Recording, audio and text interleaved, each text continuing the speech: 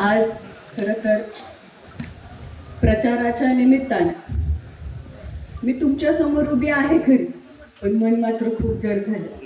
खरं तर या निवडणुकीच्या रणधुमाळीत आज विजयाचा निर्धार करून उतरलो होतो, पण नियतीला काहीतरी वेगळंच मान्य होतं.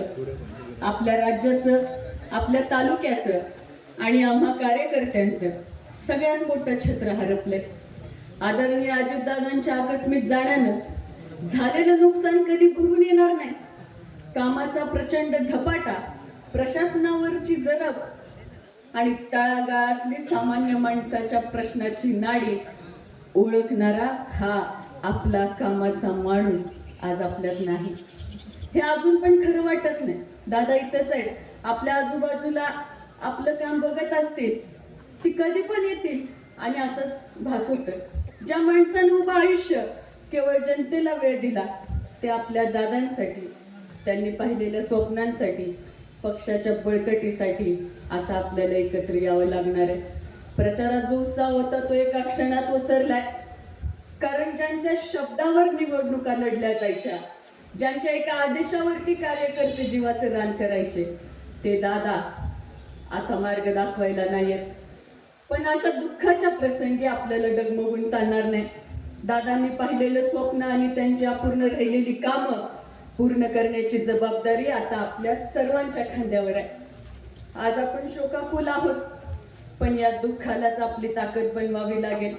आपापसातील हे सगळे भेदभाव, मानपान बाजूला सारून पक्षाला एकजुटीने उभं राहावं लागेल. तालुक्याचे माजी आमदार स्वर्गीय भारतनाना भालके आणि आदरणीय प्राध्यापक लक्ष्मणरावजी ढोबळे साहेब, त्याचबरोबर या सगळ्यांचाच विचार आणि जनसेवेचा वारसा घेऊन आपल्याला एकत्र राहून काम करायचंय.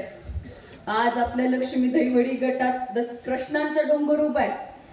आरोग्य केंद्रात डॉक्टर नाहीयेत, आंधळगाव पाणी योजनेला कोरड पडली, लेंडवे चिंचाळेचं काम भिजत पडलेलं आहे, रस्ते खराब आहेत, शेतकऱ्यांना दिवसा वीज मिळत नाही. पण ह्या प्रश्नांवर कुणी बोलायला तयार नाही. नुसत्याच घोषणा केल्या जात आहेत, पण तो निधी जो आणलेला आहे हे कुणीच पडताळून पाहत नाही. मतदारांना ही वस्तुस्थिती माहिती असायला हवी, जेणेकरून मतदान करताना मनात संभ्रम राहणार नाही. उजवा कालवा आदरणीय ढुबळे साहेबांच्या कारकिर्दीत 112 किलोमीटरच्या पुढे मंजुरी घेऊन मरवडे, कर्जाळ, कात्राळ, कागस्ट, बोराळ ह्या दुष्काळी पट्ट्यात गावाला पाणी देऊन जनतेची आणि शेतकऱ्यांची सगळ्यांची तहान भागवली. पण गेल्या वर्षी उजनीत इतका पाणी साठा असताना आज पाणी सोडलं नाही. त्याचबरोबर भोसे प्रादेशिक तिथं सुद्धा हीच, त्याचबरोबर दक्षिण भागातल्या जनतेची आणि मुक्या जनावरांची सुद्धा आज अडचण झाली. जनतेला आणि जनावराला पाणी जर मिळू शकत नसेल, मंगळवेढा उपसा योजना स्वर्गीय भारतनानांच्या काळात आदरणीय पृथ्वीराज चव्हाण साहेब मुख्यमंत्री असताना त्यांच्या कारकिर्दीतली शेवटची कॅबिनेट निवड एका विषयासाठी मंजुरी घेऊन त्यानंतर त्यामध्ये अनेक बदल करून चालू विधानसभेच्या आदरणीय देवेंद्रजी फडणवीस यांच्या हस्ते शुभारंभ करण्यात आला. पण नंतर वर्षभर काम बंद ठेवलं. जिल्हा परिषद आणि पंचायत समिती निवडणूक डोळ्यासमोर ठेवून आता काम चालू केलंय. हे सगळं का सांगितलं तर जिल्हा परिषद निवडणूक असताना आमदार लेवलला काय काम झालं हे सांगून वारंवार मतं मागितली जाते.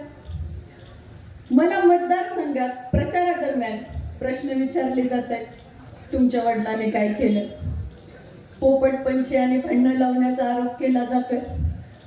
पण सांगायचं तात्पर्य एवढंच की आम्ही आमच्या बापाचं नाव सांगून मतं मागायला लागलो तर तुम्ही आता काय करताय म्हणून जनता तुम्हाला प्रश्न विचारायला लागल.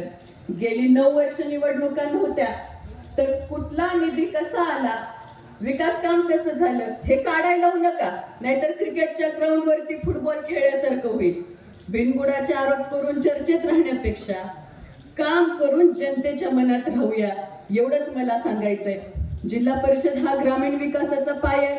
हा पायाच जर पोकळ राहिला तर प्रगती कशी होणार? म्हणूनच आपल्या गटातील शेतकरी, शाळा आणि आरोग्याचे प्रश्न सोडवण्यासाठी आपल्याला ही लढाई जिंकावी लागणार आहे. मी आज स्वतःसाठी मत मागणार नाही, तर जिथं तिथं घड्याळ असेल किंवा पूर्ण तीर्थक्षेत्र आघाडीचे उमेदवार रिक्षा या चिन्हावरती असतील, त्या सर्वांसाठीच मतदान करून पक्षाच्या मागे आणि तीर्थक्षेत्र विकास आघाडीच्या मागे खंबीरपणे उभे राहा. या निवडणुकीत माझ्यासोबत अनेक उमेदवार आज इथे उपस्थित आहेत. त्या सर्वांनाच मी शुभेच्छा देते.